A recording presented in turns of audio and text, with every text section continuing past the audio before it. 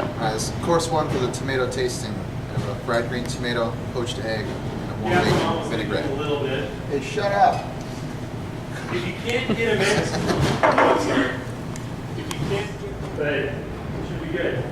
You get pass on. Prepared a blanc de blanc with the green tomato because it has eggs and the egg yolks, and the fats and the egg yolks go really well with the acid in the sparkling wine.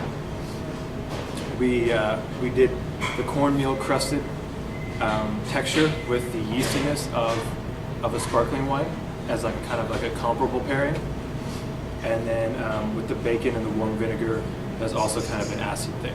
So that's kind of the logic behind sparkling wine.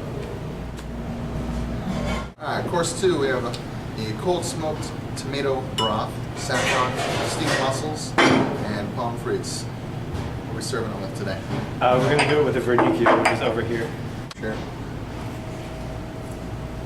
haven't heard this song for a day.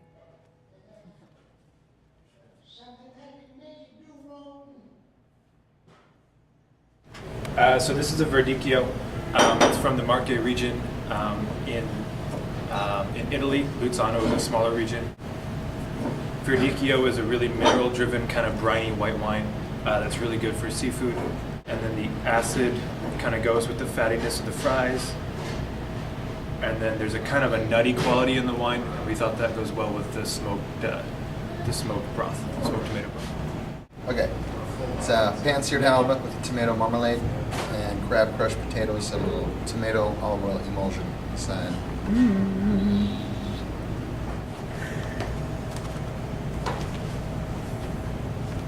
This is good.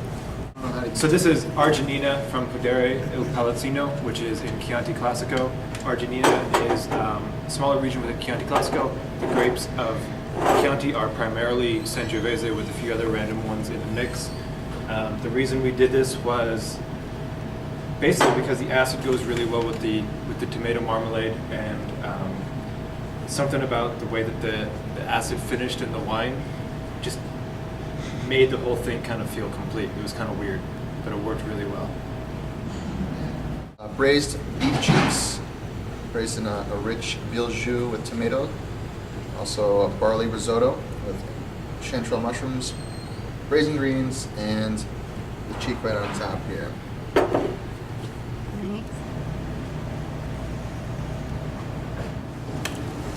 So when we talk about tannin and we talk about fat in wine pairings, tannins exist in the skins and the seeds and the pulp of grape skins, and when they're pressed, they become extracted into the wine. They chemically bond to fats and come together. So when you have a tannic wine and a fatty dish, when they come together, the tannins will wipe clean your palate of the fats and get you kind of ready for the next bite. So that's kind of the logic behind tannins and fatty meats. Cool. Lights. Camera. Action.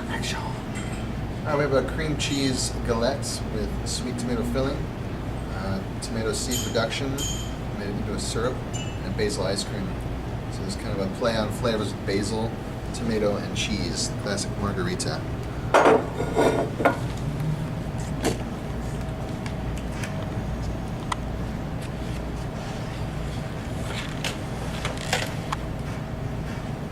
Muscatel.